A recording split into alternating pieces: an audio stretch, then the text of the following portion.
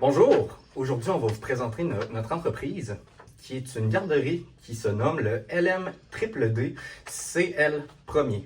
Pour les intimes, le manoir des disciples de Clotaire le Premier. C'est une garderie qui a été créée le 2 mai 2011 par Clotaire. Mais le propriétaire s'est rendu Gontran de l'île des défis extrêmes parce que Clotaire a pris sa retraite. Donc, c'est son fils, justement, Gontran, qui a pris l'entreprise. C'est une entreprise avec 15 employés qui sont majoritairement des femmes avec une minorité dans la vingtaine qui gère environ 64 enfants. Donc maintenant, pour le premier problème qu'il y a dans l'entreprise, c'est un retard fréquent tous les jeudis à cause du mercredi shaker. Puis les employés, en fait, ils arrivent tout le temps pas prêts à travailler. Donc, ils sont pas prêts à prendre en charge des enfants. Ils sont en lendemain de veille, en fait. Puis les parents ils se retrouvent souvent à attendre que les employés arrivent au travail, en fait, devant la porte du bâtiment. Je vais poursuivre maintenant. Ensuite, au niveau de la deuxième problématique, on avait surtout un environnement toxique entre les employés, sachant que les employés un peu, pas en bas âge, là, mais au niveau de début vingtaine, puis ces affaires-là. Donc, il y avait un peu de, excusez-moi l'expression, mais bitchage, en fait, parler dans le dos des autres. Puis, il y avait un peu du mépris aussi pour c'est ça, entre les jeunes éducatrices, entre elles. Puis, ce qui mène par conséquent un peu à un refus de communiquer entre eux autres, parce que, vu qu'ils s'aiment pas la face, généralement, des fois, ils vont s'éviter.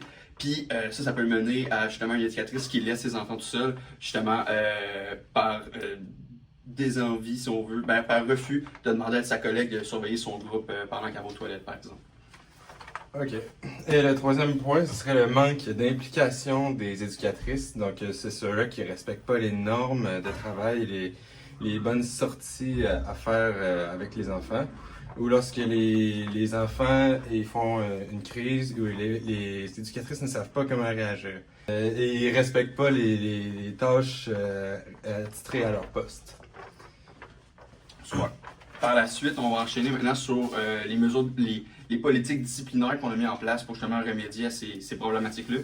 Je vais laisser Hugo commencer avec sa mesure disciplinaire. Donc, la mesure disciplinaire, en fait, pour les retards, ce qu'on a déterminé qui serait le plus idéal pour les situations, donc, en fait, ce serait, après un premier retard, ce serait un avertissement verbal, donc le gestionnaire qui avertirait directement la personne. Après ça, le deuxième avertissement, ce serait un avertissement écrit maintenant. Le troisième, ce serait un congé sans solde. Puis le quatrième, un congédiement directement.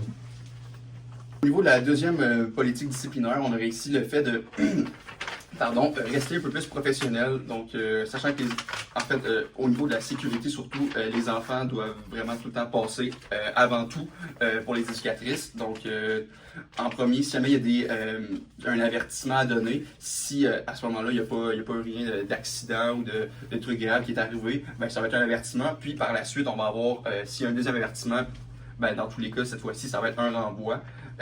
Ensuite, on aurait aussi une deuxième politique qu'on aimerait s'appliquer. Ça serait au niveau de la négligence des enfants. Si on a en fait l'obtention de plaintes, que ce soit des parents ou des titulaires, à la première plainte, ça serait un avertissement, bien évidemment. Ensuite, au niveau de la deuxième plainte, ça serait une formation forcée, en fait, pour justement les éducatrices concernées. Puis, ça serait payé, bien évidemment. Donc, on aimerait ça mettre ça à peu près les mercredis, les samedis, idéalement. Puisque, comme on l'a mentionné tout à l'heure, il y a les mercredis shakers. Donc, en fait, on réglerait un peu le problème. Une pierre deux coups, pardon. Donc, c'est ça, mercredi et samedi. Donc, environ des formations de 3 heures obligatoires. Puis ensuite, une fois les formations sont faites, en fait, on permettrait la réadmission de l'employeur, de l'éducatrice dans la garderie. Puis, à ce moment-là, s'il y a une troisième plainte, à ce moment-là, ça va être un renvoi immédiat, un congédiement, en fait. Je vais laisser Émile poursuivre pour la troisième politique. Donc, au cas où les éducatrices ne respectent pas leurs tâches qui sont attitrées à leur poste, nous, ce qu'on va faire, c'est qu'on va aller les rencontrer, on va leur rappeler leurs tâches qu'ils ont à faire. Donc, soit on va leur donner la liste, ou on va les rencontrer on va prendre un rendez-vous avec eux, puis on va leur dire c'est quoi leur tâche à faire, qu'est-ce qu'ils doivent faire dans telle situation.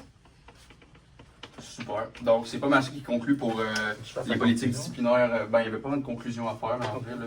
Donc, c'est pas mal ça qui conclut nos politiques disciplinaires pour la garderie des disciples de Clotaire le Premier. Merci beaucoup. Merci.